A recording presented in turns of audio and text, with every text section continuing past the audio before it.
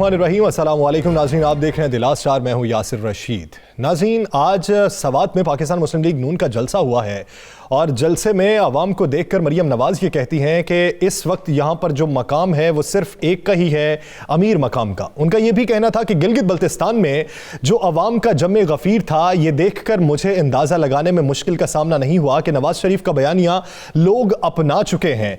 लेकिन सवात में भी नवाज शरीफ साहब ने जो वीडियो लिंक के जरिए खिताब किया है उसमें मौक़िफ़ वही है जो माजी के जलसों में था, उसमें कोई तब्दीली दिखाई नहीं दी।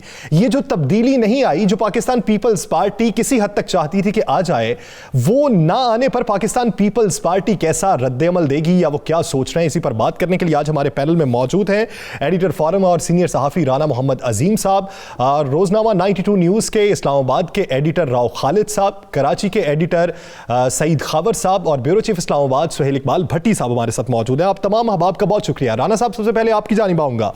आज की जो नवाज शरीफ साहब की तकरीर है, फिर वही तकरीर, उसका माखज़ भी वही, उसका लुब्बे लुबाब भी वही जो माजी में किए गए जलसों में था, उसमें कोई तब्दीली ना थी। क्या समझते हैं कि बिलावल भुट्टो जरदारी जो हैं वो नवाज शरीफ साहब के इसी पैटर्न पर अब क्या राय रखते हैं और आने वाले दिनों में तब्दीली क्या रूनमा होगी? बिस्मिल्लाहिर्रहमानिर्रहीम। यासर, ये ना आप कहें कि सेम वही तकरीर का स्टाइल था आज, बल्कि मियाँ नवाज शरीफ ने थोड़ा से सख्त अल्फाज इस्तेमाल किए और बल्कि आज तो उन्होंने कुछ ऐसी गुफ्तगू भी की, मैंने वो पूरी तकरीर सुनी कि जिस पे मैं समझता हूँ कि आज उन्होंने कैप्टन सफदर की तरह उन्होंने भी कायद-ए-आज़म मोहम्मद अली जिन्ना के मज़ार की तौहीन की, उन्होंने कोई ऐसे अल्फाज इस्तेमाल किए।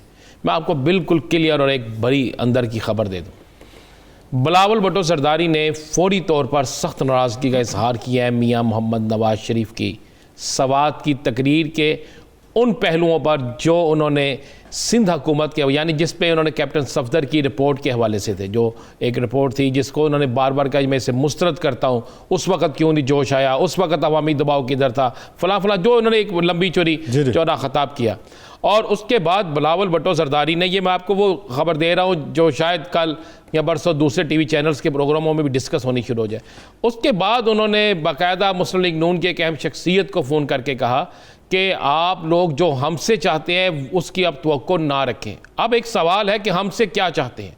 हमसे ये चाहते थे कि मियाँ मोहम्मद नवाज शरीफ ने किसी ज़रिए से एक पैगाम दिया था और ये गुफ्तगू मरियम और बिलावल की मुलाकात में भी हुई थी कि जनाब एक रिपोर्ट जो अहम तरीन कौमी अदारे ने बनाई है, जिस पर उन्होंने जो कसूरवार है उनको सज़ा देने, उनके खिलाफ इंक्वायरी करने, उनके खिलाफ दीगर इक़दाम करने का फ़ैसला किया है और अपने रूल्स के मुताबिक वो कर रहे हैं।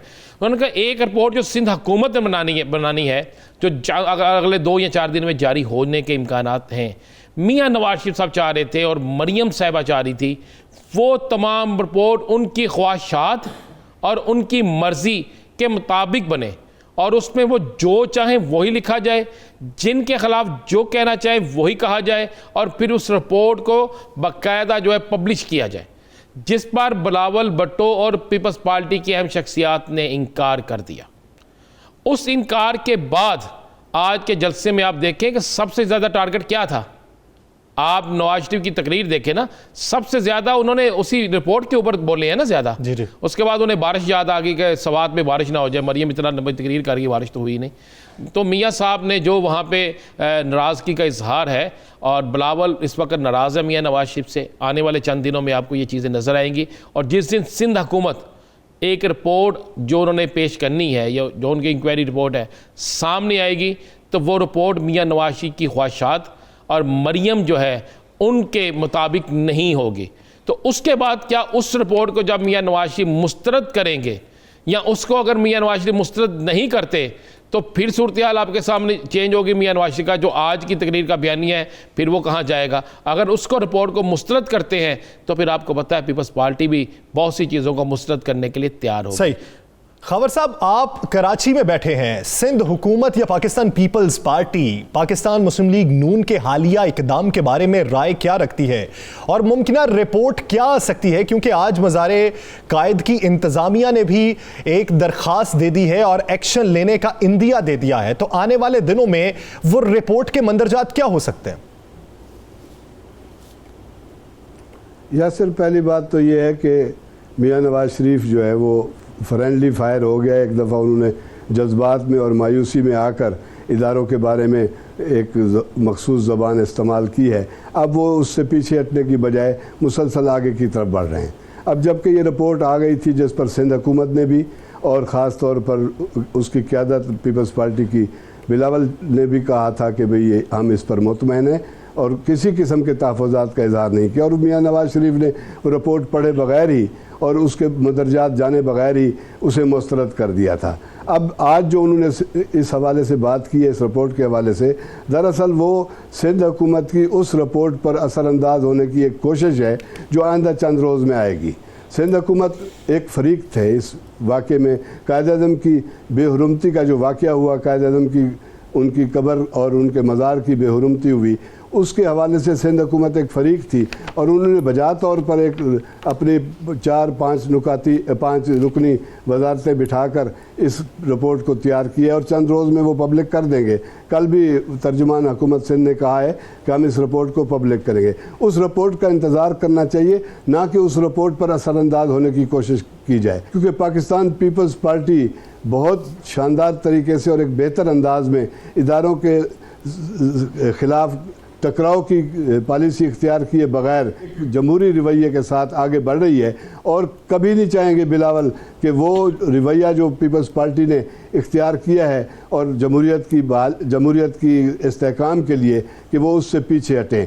तो मेरे ख्याल में ये कोशिश उनकी नाकाम होगी और इससे इख्तलाफात पैदा होंगे और आने वाले दिनों में आप देखें, हम पहले भी कह चुके हैं कि PDM में जो चीज़ें तय नहीं हुई थी वो बाहर निकलकर स्ट्रोक्स खेल रही है मुस्लिम लीग नून, जिसका किसी तौर पर इसका तो कुछ इज़हार पाकिस्तान मुस्लिम लीग नून भी कर चुकी है कि नवाज शरीफ साहब का जो बयानिया है वो PDM का बयानिया नहीं है, PDM का बयानिया और नवाज शरीफ साहब का बयानिया और है। राव साहब, कल का अगर BBC उर्दू का इंटरव्यू देखा जाए तो वो BBC के इंटरव्यू के बाद ये तासुर कुछ सामने आया था कि कुछ रास्ता मुफाहमत का इख्तियार करना चाहती है पाकिस्तान मुस्लिम लीग नून। क्या आप ये समझते हैं कि वो इंटरव्यू जाती फैसला था मरियम नवाज साहिबा का, या फिर ये समझते हैं कि वो मुफाहमत का रास्ता अपनाने पर जो तनकीद का सामना करना पड़ा उसका नतीजा आज की तकरीर है? देखिए, 2-3 पहलू हैं इस सारी सूरत हाल के। एक तो मियाँ साहब का जो है वो तो डेस्परेट है, मैं पहले दिन से कह रहा हूँ, उनको कुछ सुझाई नहीं दे रहा, वो जो मुंह में आता है ऑल फॉल वो बोले जा रहे हैं। हमारे पंजाबी में कहते हैं कि कुकड़ी रूढ़ी पे चढ़ गई है, तो वो फिर हर तरफ उसने उछाल के फेंकना होता है, चाहे उसमें से उसको कुछ मिले या ना मिले। तो वो तो बिल्कुल डेस्परेशन में किसी हद तक भी जाएंगे और बाहर बैठे हैं। सबसे बड़ा एडवांटेज उनको ये है, वहाँ से जो मर्ज़ी वो दागते रहें। यहाँ पे मेरा ख्याल है कि एक तो इस पर देखना चाहिए कि वो इस तरह से खिताब कैसे कर लेते। दूसरा, उनको गलतफहमी ये हो गया कि हमारा बयानिया बड़ा मकबूल हो रहा है।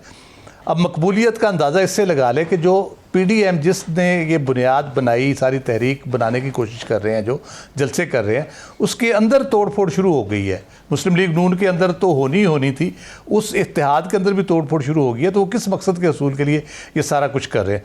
तीसरी बात यह है कि कोई इनसे ना रब्ता कर रहा है, ना कोई इनको कह रहा है सियासी रिकन्सिलिएशन के हवाले से। ज़ुबैर साहब की मीटिंग के बाद बड़ा क्लियरली फ़ौज की तरफ से बता दिया गया था, जितने सियासी मामलात हैं वो सियासी मैदान में हल होंगे और सियासी तरीके से होंगे। आप पार्लियामेंट में जाएं, अदालतों के मसले अदालतों में हल होंगे। ये शोशे छोड़ते हैं ये तासुर देने के लिए कि इनसे कोई बात कर रहा है, इनको कोई अप्रोच कर रहा है, ताकि जो इनके अंदर की तोड़ फोड़ है वो किसी तरीके रुकी रहे। वो रुकनी नहीं है, क्योंकि लोगों को अब समझ आती चली जा रही है कि जिस लेवल पे ये तनकीद करते हैं या जिस अंदाज से ये अपने बयानियों को प्रमोट करने की कोशिश कर रहे हैं, उससे कोई बेहतरी की सूरत नहीं निकल रही। इनके लिए किसी भी मैदान में आसानी पैदा नहीं होगी। कोर्ट केसेस तो चल रहे हैं, सियासी मैदान में वो अपना फुट होल्ड लूज़ करते चले जा रहे हैं। PDM के अंदर से अगर उनको कह ले कि आकनामा मिल जाता है, बिलावल तो बहुत तगड़े हैं, मौलाना फजलुर रहमान साहब किस हद तक खड़े रहते हैं इन सारी चीज़ों के हवाले से, और बाकी जो उनके कोलेशन है बाकी तो ऐसी है। वो भानुमती का कुनबा जो कहा जाता है उसी वजह से कहा जाता है। कुछ पार्टी ऐसी भी है जिनका कोई नामो निशान भी ग्राउंड पे नहीं। तो वो जब उनके अंदर से कोई इनके सपोर्ट नहीं रहेगी, ये जब बिल्कुल अकेले होके खड़े हो जाएंगे तो फिर ये इनको अंदाज़ा होगा कि ये तो बयानियाँ तोड़ फोड़ कर दी उसने, बजाय इसके कि इनका ख्याल है कि बहुत वो इकट्ठा कर रहा है, तो वो पॉपुलर सेंटीमेंट अपनी तरफ से बड़ा उनके हक में जा रहा है। मेरा नहीं ख्याल ऐसी कोई बात है। आपके ख्याल में उनके मुखालिफत में जा रहा है? जो करीबी रफका थे वो भी साथ छोड़ते जा रहे हैं, जो कारकुन थे वो भी तजब्जुब का शिकार हो चुके हैं।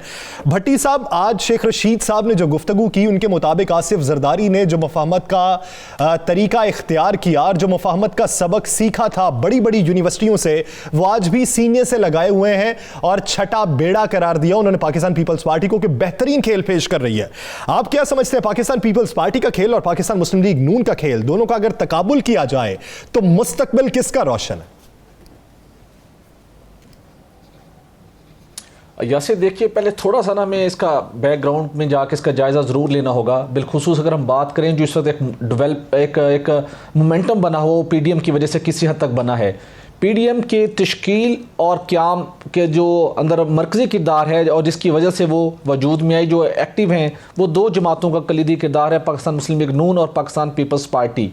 इन दोनों जमातों ने के जो मरकज़ी कायदीन थे, मरकज़ी शख्सियात थी, दोनों के ख़िलाफ़ नैब के केसेस थे, कुछ में सज़ाएँ हो चुकी हैं और बहुत दीगर कुछ केसेस के अंदर इन्वेस्टिगेशंस हो चुकी हैं, रेफरेंसेस फाइल हो रहे हैं, और उनके पास कोई और रास्ता नज़र नहीं आ रहा था जहां पर वो कोई ऐसा एक रास्ता निकालें जहां पर वो सियासत भी कर सकें, अवाम के अंदर अपने आप को दोबारा से ज़िंदा भी कर सकें और हुकूमत को भी ललकार सकें।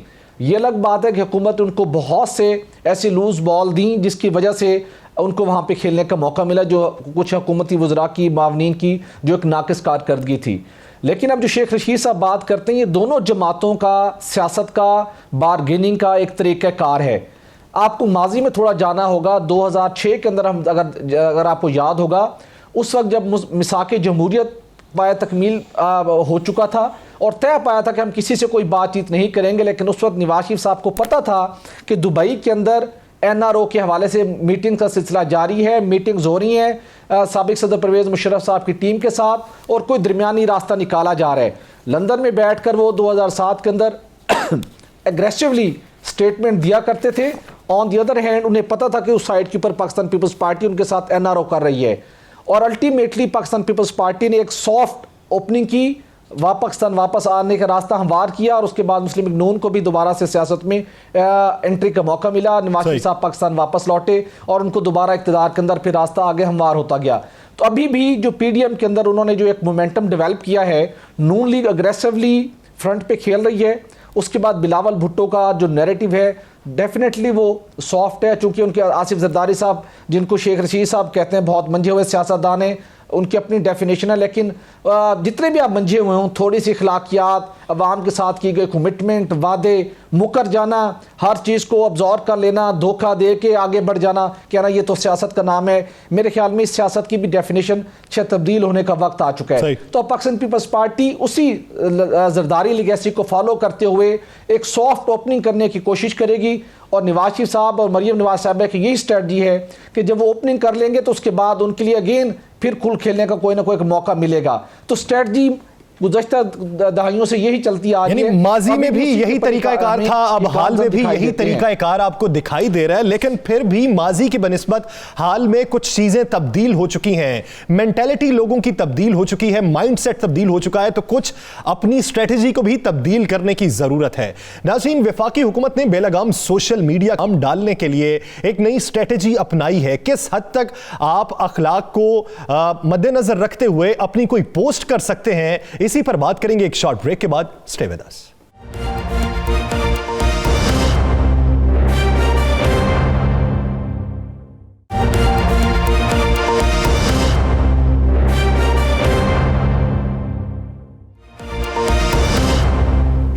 Welcome back. नाज़रीन, वफाकी हुकूमत ने बेलगाम सोशल मीडिया को लगाम डालने के लिए रूल्स की मंजूरी दे दी है कि मजहबी मुनाफरत, अखलाकी इक़दार, पाकिस्तान के दिफा और सलामती, आईन व कानून के मुताबिक आप किस हद तक बात करने के मजाज हैं, उसको कैटेगराइज करके एक रूल तय कर दिए गए, जिस पे तमाम सोशल मीडिया ऐप्स की इंतज़ामिया को भी एतमाद में लिया जाएगा, और ये बात तय की जाएगी कि किस सतह तक आप बात करने के मजाज हैं। भट्टी साहब, साहब, नई डेवलपमेंट के लिहाज से अगर माजी में देखा जाए पिछले 5-6 सालों में मुख्तलिफ सोशल मीडिया की जो एप्स हैं या वेबसाइट्स हैं उसकी इंतजामिया से रवाबित करने की कोशिश की गई, लेकिन कोई भी हतमी फैसला नहीं हो सका, कोई भी मान नहीं सका। तो अब आने वाले दिनों में इसमें डेवलपमेंट क्या है? या सिर्फ मामला यह है कि पाकिस्तान को बहुत से जहाँ पर अंदरूनी चैलेंजेस का सामना है, वहाँ पर एक्सटर्नल लेवल के ऊपर भी बहुत से ख़तरात का सामना है। पाकिस्तान के अंदर सियासी हंगामा है कि थमने का नाम नहीं लेता, लेकिन हम देखते हैं कि पाकिस्तान की सरहदों के ऊपर दुश्मन बेताब है। बहुत सी रिपोर्ट्स ऐसी आ रही हैं कि वादी नीलम के अंदर वहाँ पर जिस तरीके से भारत ने दोबारा से लाइन ऑफ कंट्रोल की खिलाफ वर्जी की है, बर्बरियत का मुजाहरा किया है, और भारत इस किस्म के और बहुत से मजमूम मकासद रखता है जो कि हाइब्रिड वॉर का हिस्सा हैं, जिसकी कुछ तफसीलात हम अपने नाज़रीन के साथ आज शेयर भी करेंगे। लेकिन इसके साथ साथ हम जहाँ देखते हैं कि जब पाकिस्तान के अंदर पोलिटिकल पोलराइजेशन हुई तो मुख्तलिफ सियासी जमातों ने भी अपने मकासद के हसूल के लिए सोशल मीडिया का भरपूर और बेलगाम इस्तेमाल किया, और उसके साथ देखा देखी और भी बहुत से ऐसे लोगों ने जिन्होंने सोशल मीडिया के ज़रिए से मजहबी मुनाफरत फैलाने की कोशिश भी की। और ये बहुत बदकिस्मती है कि जब ऐसी वीक सिचुएशन आप क्रिएट कर दें तो एक्सटर्नल एलिमेंट को अपना मजमूम खेल खेलने का मौका मिल जाता है। यकीनी तौर के ऊपर दुनिया के दीगर ममालिक की तरह जहाँ पर पाकिस्तान की मुतल्लिका अथॉरिटीज़ को बहुत पहले कुछ इक़दाम करने चाहिए थे कि जहाँ पर सोशल मीडिया के इस्तेमाल के हवाले से कोई गाइडलाइंस होती और जो इदारे यहाँ पर ये सर्विसेज प्रोवाइड कर रहे थे उनके ऊपर भी कुछ चेक इन बैलेंस होता, लेकिन माजी में ये नहीं था। लेकिन अब वफाकी हुकूमत ने removal and blocking of unlawful online content 2020 rules की मंजूरी दे दी है, जिसका ऑब्जेक्टिव ये है कि पाकिस्तान टेलीकम्युनिकेशन अथॉरिटी ऐसे तमाम सोशल मीडिया की कंपनियां जो कि 5 लाख से ज़्यादा सार्फिन रखती हैं, उनके लिए लाजिम हो गया है कि वो 9 माह के अंदर अपने आप को पीटीए के साथ रजिस्टर्ड करवाएं। ये एक बड़ा क्वेश्चन है कि वो अपने आप को रजिस्टर्ड करवाएंगे या नहीं, लेकिन हुकूमत को, मिनिस्ट्री ऑफ आईटी को और दीगर स्टेक होल्डर्स को इस बात के ऊपर बहुत कंसर्न है कि जो आने वाले दिनों के अंदर पाकिस्तान के खिलाफ दुश्मन ताकतों ने जो एक प्लान तश्कील दिया हुआ है, जहाँ से पाकिस्तान के मासूम जहनों को भी वो इस्तेमाल कर रहे हैं, जहाँ पर वो मुख्तलिफ क्लिप्स बनाकर मुख्तलिफ सोशल मीडिया के प्लेटफॉर्म, वेबसाइट्स हों, दीगर फेसबुक हो, यूट्यूब हो, ट्विटर हो, वहाँ पर यूज़ करते हैं। और जब पीटीए उस बात की शिकायत करती है, वो पाकिस्तान की सलामती से मुतल्लिक हो, अफवाज पाकिस्तान से मुतल्लिक हो, अदलिया से मुतल्लिक हो, तौहीन मज़हब हो, वो उसको रिमूव करने को तैयार नहीं होते, जबकि वही कंपनियां दुनिया के दीगर चंद ममालिक के साथ ऐसे एग्रीमेंट कर चुकी हैं कि उनकी शिकायत के ऊपर उस मवाद को ब्लॉक करती हैं। पाकिस्तानी हुकूमत की जानिब से इकदाम उठाया गया है कि जिस तरह दीगर कुछ ममालिक के साथ उनके मुआहदे हैं, वैसा ही मुआहदा पाकिस्तान के साथ हो और पाकिस्तान की हुकूमत अगर चाहे तो वो मवाद सोशल मीडिया से हटाया जा सके। राना साहब, आप भी जानते हैं गुज़श्ता काफ़ी सालों से सोशल मीडिया जिस तरीके से बेलगाम हुआ, आपने आज़ादी इजहार राय का नाम देकर पता नहीं क्या खबासत वहां पर फैलाई, अपने आइडियाज़ को आज़ादी इजहार राय का नाम दिया, लेकिन हुकूमत कुछ ना कर सकी। अब ये जो नई डेवलपमेंट है, अगर ये डेवलपमेंट हो जाती है, आप क्या समझते हैं कि किस हद तक थोड़ी सी तब्दीली आएगी और अमन कायम होगा? थोड़ी सी तब्दीली नहीं यार सर, बहुत बड़ी तब्दीली आएगी। आप सोशल मीडिया पे चले जाएं तो आपको पता चलेगा सोशल मीडिया पे इतना ज़्यादा गंद पड़ चुका है जिसकी इंतहा कोई नहीं।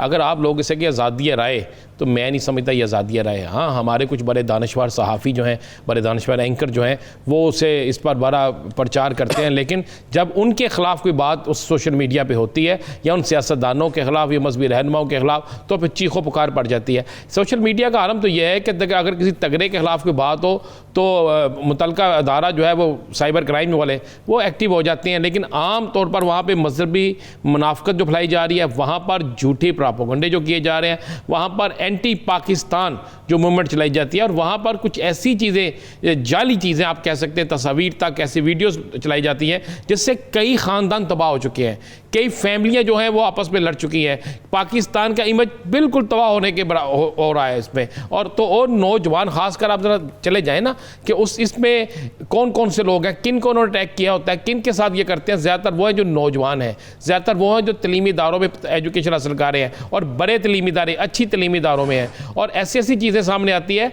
कि आप और मेरी अकल, सबकी अकल दंग रह जाती है। लेकिन अगर इस पर कंट्रोल हो गया तो मैं आपको एक बात बताऊँ, पाकिस्तान के हर शोबे में बेहतरी आ जाएगी, एजुकेशन से लेकर इंसाफ, तालीम, से लेकर मैं इवन महंगाई भी कंट्रोल में हो जाएगी। ये एक माफिया है, ये एक बहुत बड़ा माफिया है जो पाकिस्तान की नहीं बल्कि पूरी दुनिया से सबसे ज़्यादा ताकतवर लोग इस माफिया के साथ मुंसलिक हैं। और ये टारगेट करते हैं कि किस मुल्क के अंदर कौन सा काम करना है, फिर वहाँ के नौजवानों को किस तरह इस्तेमाल करना है, वहाँ के मुख्तलिफ लोगों से किस तरह ये काम करवाना है, और ये माफिया फिर वो काम करवाता है। और ये वो चीज़ है जो किसी भी मुल्क की मौशियत को तबाह करने के लिए, अखलाकियात को तबाह करने के लिए, मजहबी मुनाफकत पैदा करने के लिए, सूबाई असबियत पैदा करने के लिए इस्तेमाल हो रही है। और इसको कंट्रोल हो गया तो मुल्क भी बच जाएगा और हमारी नस्ल भी बच जाएगी। और अगर खुदा न खास्ता ये कंट्रोल नहीं होता तो आप देखिएगा आने वाले दिनों में खरात बहुत बुरे हो सकते हैं। राव साहब, एक जानिब एक मेन स्ट्रीम मीडिया है जो करोड़ों रुपए की लागत से बनाया जाता है, लाइसेंस लिया जाता है, लाखों की मद में तनख्वाहें जाती हैं, पैसा खर्च होता है, लेकिन उसको कंट्रोल किया जाता है। आप उसे तो कंट्रोल कर सकते हैं। दूसरी जानिब एक ऐसा प्लेटफॉर्म है जहां पे आपको 1 रुपया नहीं लगाना पड़ता, वहां पे आप आज़ादी इजहार राय का लिबादा ओढ़कर पता नहीं क्या कुछ बोल जाते हैं, जिसके खिलाफ भी बोल सकें, आपके ऊपर कोई उंगली उठाने वाला नहीं है। अगर वो कंट्रोल हो जाता है तो क्या तब्दीली आएगी? यकीनन उससे बड़ा फ़र्क पड़ेगा क्योंकि बहुत सी चीज़ों को मैनिपुलेट किया जाता है। जैसे अभी जो फेसबुक भुगत रहा है, जो ट्रंप के इलेक्शन हुए थे उस पर जिस तरह से वो रशिया के इन्वेजन का कहा जाता है, और जिस तरह से वो एनालिटिका एक कंपनी जो थी उसने जिस तरह से डाटा को यूज़ किया उसके लोगों की ओपिनियन चेंज करने के लिए, मोल्ड करने के लिए, तो ऑब्वियसली उसमें बड़ी चीज़ तब्दीली है कि जमहूरियत भी मशकूक होकर रह गई है इसके बाद, तो कि किस तरह से मैनिपुलेट करके अपनी मर्ज़ी के कैंडिडेट्स को आगे लाया जा सकता है। तो यकीनन इन पाबंदियों से फ़र्क पड़ेगा। लेकिन बुनियादी बात यह है कि एक जो यूज़र है उसको उस पर तवज्जो नहीं दी गई, इस पर ज़्यादा तवज्जो दी गई कि इसको रोका किस तरह जाए, बंद किस तरह किया जाए, ब्लॉक कहाँ से किया जाए। यूज़र को ये समझाने की बात है कि ये जो गली मोहल्ले की लड़ाइयाँ होती थी, थड़े पे जो बहस होती थी, वो अब आ गई है, वो फेस टू फेस होती थी, एक दूसरे का शर्म हया होता था आमने सामने। अब जो है पता नहीं है कि कौन किसको क्या कह रहा है, तो जो जिसके दिल में आता है वो कह देता है। दूसरी बात यह कि इंटरनेशनलाइज है ये सारी चीज़, उसमें आप जब एज़ पाकिस्तानी, एज़ मुसलमान हम जब कोई बात करते हैं तो हमारा वो तशख़्ख़ुस जो है ना उस पर रिफ्लेक्ट होता है जाके। उस पहलू पे कभी तवज्जो देने की ज़रूरत महसूस नहीं की गई कि हम अपना तशख़्ख़ुस किस तरह से पेश कर रहे हैं, हम अपनी पाकिस्तानियत को किस तरह से प्रोजेक्ट कर रहे हैं। यहाँ पे मादर पिदर आज़ाद चल रहा है। यकीनन ऐसे कंटेंट हैं जो ब्लॉक होने चाहिए, जिनकी कोई गुंजाइश नहीं है किसी हवाले से भी, आज़ादी इज़हार राय का कह लें या कोई भी उसको आप नाम दे दे। लेकिन हमारे यहाँ भी ऐसे लोग हैं जो इस किस्म की ज़ुबान इस्तेमाल करते हैं जिस पे बहुत ज़रूरी पाबंदी लगाने की ज़रूरत है और उनको कंट्रोल करने की ज़रूरत है। एक जो सज़ा और जज़ा का निज़ाम इसमें नहीं आएगा तो ये इसी तरह रहेगा। मैं कोई भी अच्छे से अच्छा आप लिख दें, 4 गालियाँ ऐसी पड़ जाती हैं बगैर के, ना उसको पता है कि इसने क्या लिखा है, ना समझ है। जिसका दिल करता है कि एक कह ले कि वो शौक पूरा करने के लिए यानी सजा और जजा का निजाम होना चाहिए इस प्लेटफॉर्म पे भी। खाबर साहब, आप कराची में हैं, आप इससे बखूबी वाकिफ हैं कि फिरका वारियत को जो हवा दी जाती है वो सोशल मीडिया के प्लेटफॉर्म से दी जाती है। अगर इसे कंट्रोल करने के लिए हिकमत अमली बनाई जाती है, कानून बनाया जाता है, तो जैसे राना साहब ने एक नुक्ता उठाया था कि बहुत से लोग फिर कदगन उसे करार दे देते हैं कि ये सिविल लिबर्टी पे कदगन है, आज़ादी इजहार राय पे कदगन है, आज़ादी सहाफत पे कदगन है। अगर ये कदगन लगा दी जाए और सजा और जजा का निज़ाम मुतारिफ करवा दिया जाए तो आप क्या समझते हैं, क्या इसमें मुआशरे की बेहतरी नहीं? मेरे ख्याल में ये एक अजनबी टेक्नोलॉजी हमारे लिए, लेकिन इसके साथ हम बहुत सारे फ़ायदे उठा सकते थे। लेकिन ये शुत और बेमुहार की तरह इस तरह से इसने हमारी सोसाइटी को आके बर्बाद किया है कि ना हमारा मज़हब महफूज रहा है, ना हमारी कोई शख्सियत महफूज रही है, ना हमारी रियासत महफूज रही है, ना इदारे महफूज रहे हैं, ना हमारी जमहूरियत महफूज रही है। इसको जिसमें जो आदमी उठता है वो बैठ के जो उसके गैर मुहज़्ज़ब और गैर मुसद्दक़ा इतलात के ज़रिए लोगों को गुमराह करने की कोशिश की जाती है। मेरे ख्याल में इस पर कदगन लगाना है, हदूद व क़यूद में लाना आज बस ज़रूरी है। मैं समझता हूँ कि ये एक और पहलू है, ख़ास तौर पर हमारी कौमी सलामती के हवाले से। ये हाइब्रिड वार का दौर है। जो जंगें मुख्तलिफ ममालिक जो टेक्नोलॉजी में बहुत आगे जा चुकी हैं, जो जंगें वो मैदानों में, आसमानों में और समंदरों में नहीं जीत सकते, वो सोशल मीडिया के ज़रिए लड़ रहे हैं और इससे बड़े फ़ायदे उठा रहे हैं। हमारा जो पड़ोसी मुल्क है, अज़ली दुश्मन है हमारा, वो हमारी कौमी सलामती के हमेशा दर पे रहता है। भारत अपनी इस आईटी की दुनिया से जो कमाता है अरबों डॉलर, उसका एक बड़ा हिस्सा वो इस हाइब्रिड वार की तरफ खर्च कर रहा है, जो हम जिसका निशाना हम हैं। भारत जो जंगे मैदानों में, आसमानों में और समंदरों में नहीं जीत सका, वो सोशल मीडिया के ज़रिए हमारी नौजवान नस्ल को इस तरफ राग़िब करके उनको बेसूद मसलों में उलझाकर और रियासत से बरगश्ता करके वो इस पर खर्च कर रहा है। और इसके लिए बहुत ज़रूरी है, ये हमारी रियासत ने, हमारी हुकूमत ने बहुत देर से ये कदम उठाए। मुस्तहसन यानी हाइब्रिड वार में अगर दुश्मन का मुकाबला करना है तो मुनज़्ज़म इरादे के जरिए वो मुकाबला करना होगा, और उसके लिए ऐसे रूल्स का लागू होना बहुत ज़रूरी है। नाज़रीन, आगे बढ़ेंगे और बात करेंगे कि दुनिया सबसे बदतरीन ट्रैफिक निज़ाम जिसे करार दिया गया वो कराची का निज़ाम है, लेकिन उसमें खुशखबरी एक ये भी सुनने को आई कि KCR का इफ्तिताह किया जा रहा है, वो शेख रशीद साहब के मुताबिक 16 नहीं 19 तारीख से किया जा रहा है। इसी पर बात करेंगे एक शॉर्ट ब्रेक के बाद। Stay with us.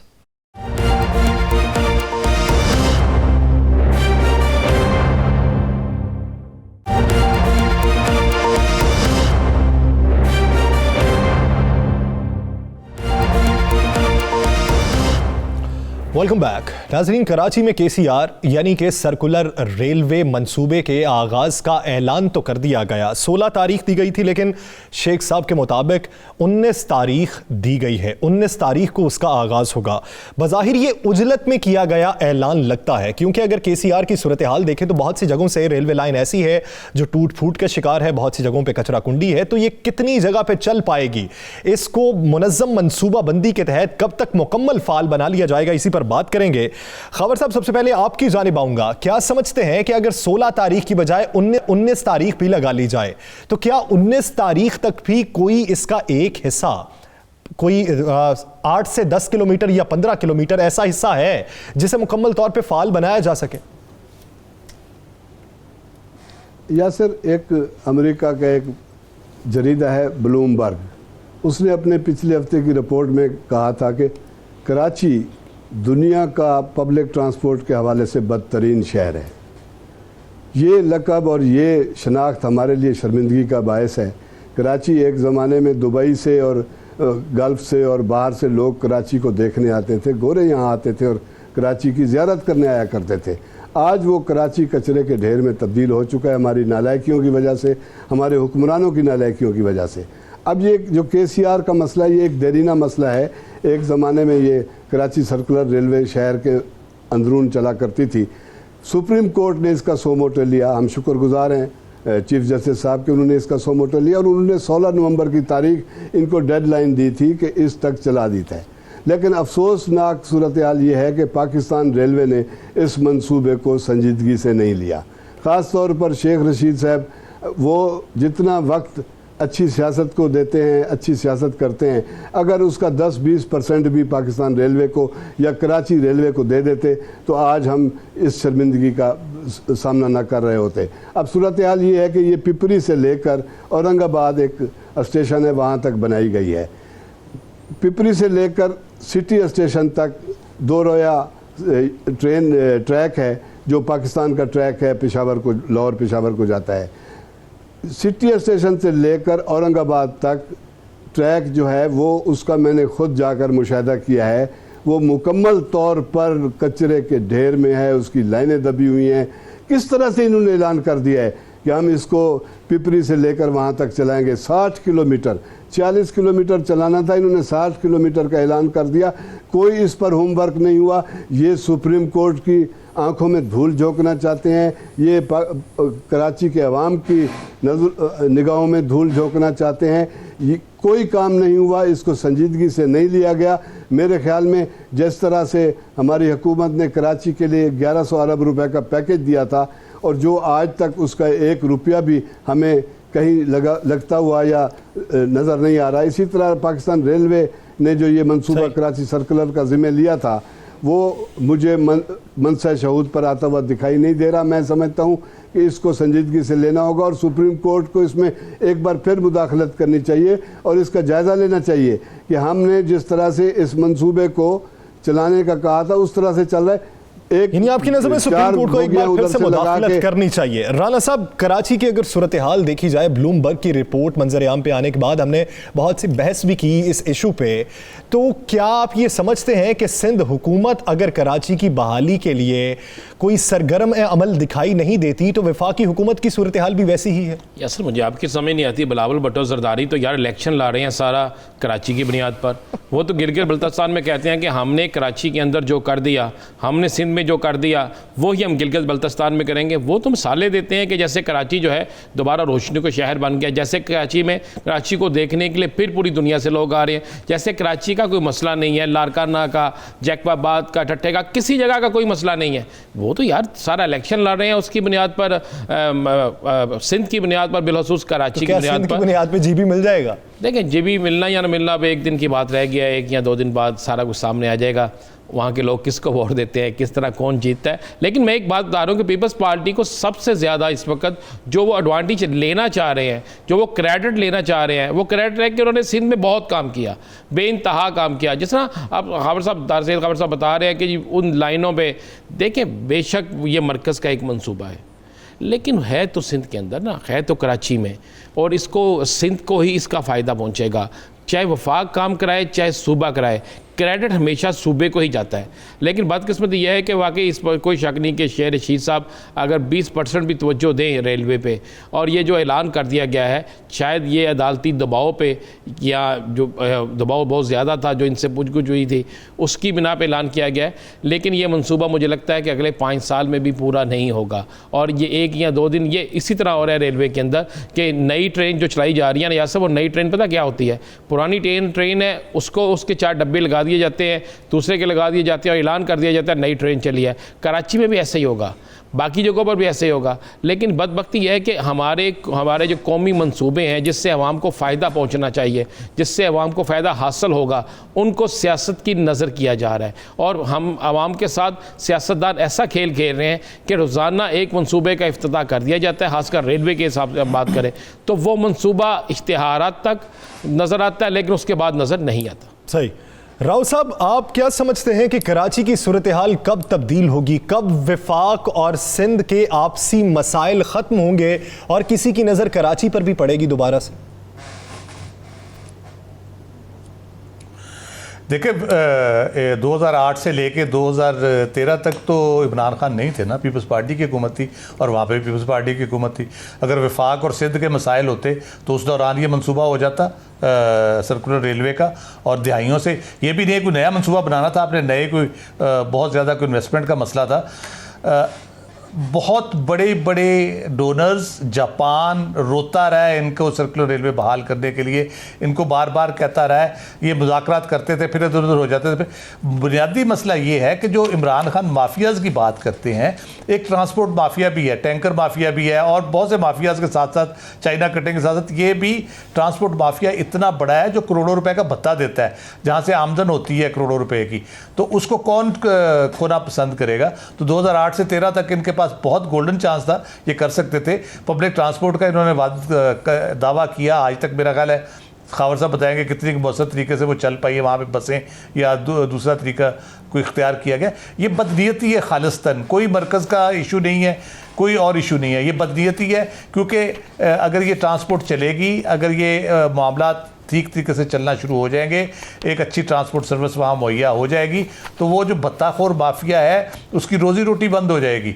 तो वो क्यों बंद करे अपनी रोजी रोटी पर? उन्होंने पता नहीं कहाँ कहाँ हिस्सा पहुँचाना होता है उसका, तो इसलिए ये बुनियादी तौर पे नहीं हो पा रहा। और K4 का मंसूबा आप देख ले, पानी का, इस एक नहीं है, बेशुमार मंसूबे हैं, ये सारे मिलजुल के सारा ख़राब करते चीज़ों को, बिल्कुल तबाह कर देते, उसके बाद कहते हैं कि जी अब इसको ठीक। लेकिन सवाल ये निशान वही है कि माफिया को लगाम कौन देगा, माफिया की पकड़ कब हो पाएगी? भट्टी साहब, जैसा कि सुप्रीम कोर्ट ने नोटिस लिया था, तजावुजात हटाने का हुक्म दिया गया, बहुत सी तजावुजात हटाई भी गई रेलवे लाइन से, रेलवे की अराजी को भी वागुजार करवाया गया, लेकिन फिर भी किसी हद तक वो तजावुजात मौजूद हैं, कहीं कचरा कुंडी की सूरत में या झोंपड़ियां बनी हुई हैं, जिसकी निशानदेही खावर साहब भी कर चुके हैं कि उन्होंने बगौर खुद मुशाहिदा किया है। आप क्या समझते हैं कि जब तक तजावुजात को नहीं हटाया जाता, एक माफिया से आप टक्कर नहीं ले सकते, तो किसी दूसरे माफिया का आप सामना किस तरीके से कर सकते हैं?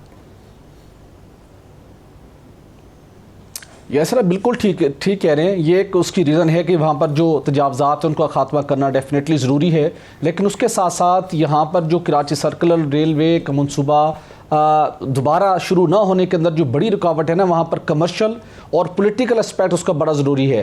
राव साहब ने भी उसकी निशानदही की।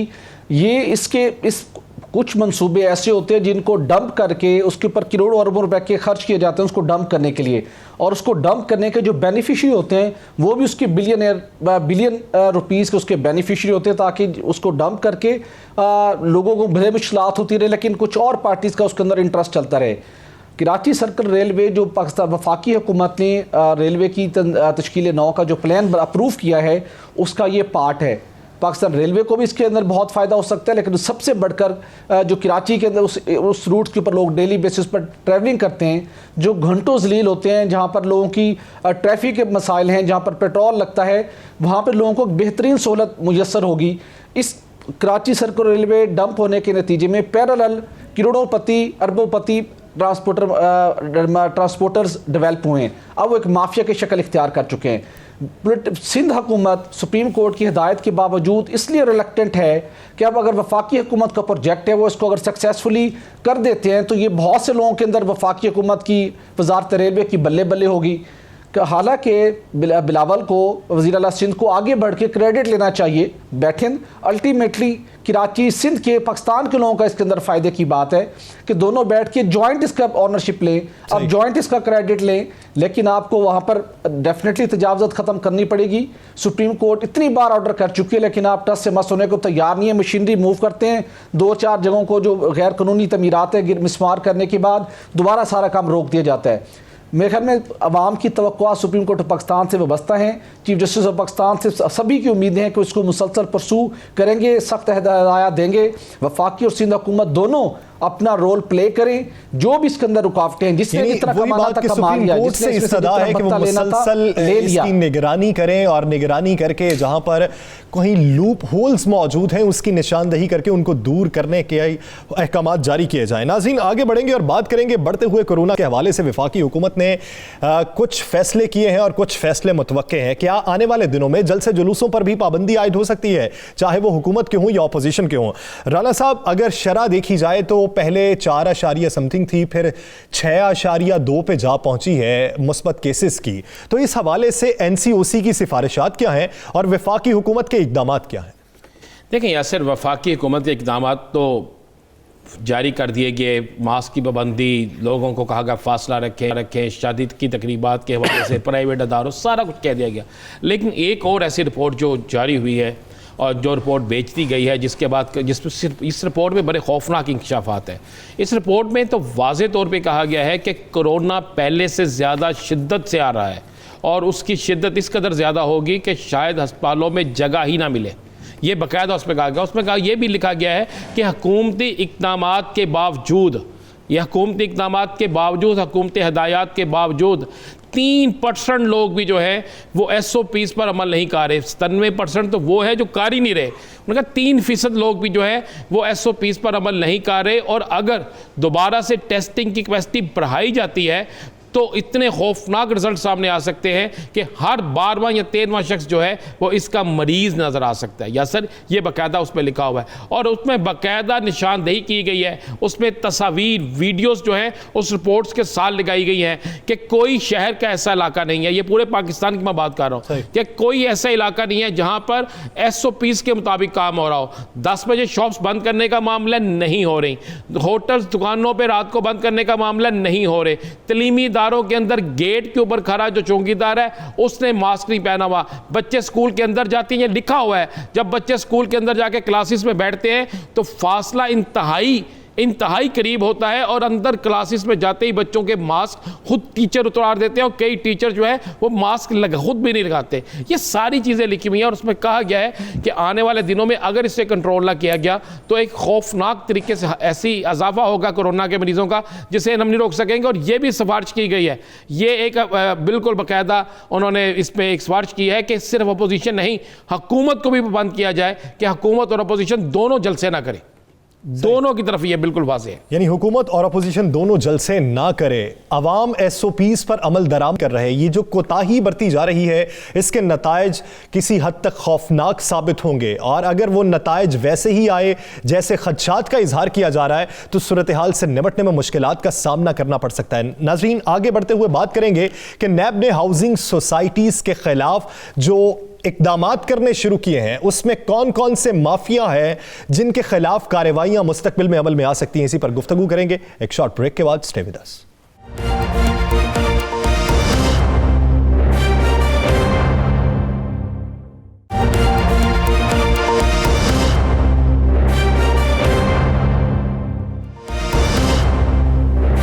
Welcome back. नाज़रीन, एक जानिब हाउसिंग सोसाइटीज़ माफिया है जिसके खिलाफ नैब मुतहर्रिक है और दूसरी जानिब लैंड माफिया है जिसके खिलाफ एंटी करप्शन मुतहर्रिक है। तो कौन कौन से केसेस हैं जो कुछ ही दिनों में मंजर आम पर आएंगे, राना साहब से तफसील जानेंगे। राना साहब, एंटी करप्शन और नैब दोनों पैरेलल कौन कौन सी इस वक्त जो कार्रवाइयाँ हैं वो अमल में ला रहे हैं? देखें, ये सबसे बड़ा पाकिस्तान के अंदर जो मुनाफे का कारोबार बन गया था ना, और सबसे ज़्यादा जिस पे लूट मार थी वो थे लैंड माफिया ने। लैंड माफिया ने हाउसिंग सोसाइटी बनाई और सियासतदानों ने सरकारी ज़मीनों पर कब्जे किए। ये बिल्कुल क्लियर हो गया था। सियासतदानों ने और ब्यूरोक्रेसी ने मिलकर सरकारी ज़मीनों पर कब्जे किए, फिर अपनी कुछ प्राइवेट ज़मीन, सरकारी ज़मीन साथ मिलाई और सोसाइटियाँ बना दी। ये एक बहुत बार फ्रॉड हो गया था, अरबों रुपये इसमें कमाए गए। पहली दफ़ा पाकिस्तान में ऐसा हुआ है कि नैब ने इस पर जब शिकंजा शुरू किया तो सिर्फ आपको मैं नैब लाहौर की अगर बात करूँ तो 33,911 कंप्लेंट्स आई मुख्तलिफ सोसाइटीज़ के ख़िलाफ़, जिसके बाद नैब लाहौर जो है शहजाद सलीम DG इन्होंने और चेयरमैन नैब ने जब कुछ की तो 58,000 लोग ऐसे हैं, 58,000 लोग। मैं सिर्फ एक आपको नैब की बात कह रहा हूँ कि KP के सरहद उधर चले जाएँ, सिंध या बाकी चले जाएँ, उसका आपको इससे ज़्यादा होगा। तो 58,000 लोग जो हैं इन्हें नैब लाहौर ने रिलीफ दिया, ज़मीन, मकान, फ्लैट, पैसा वापस लेने के, और 20 करोड़ रुपया एक एक सोसाइटी से वापस लिया गया। अब उसके बाद इन्होंने जब ये सारा कुछ किया तो इन्होंने देखा कि बहुत सी सोसाइटीज़ वैसे भी हैं जो इनलीगल हैं।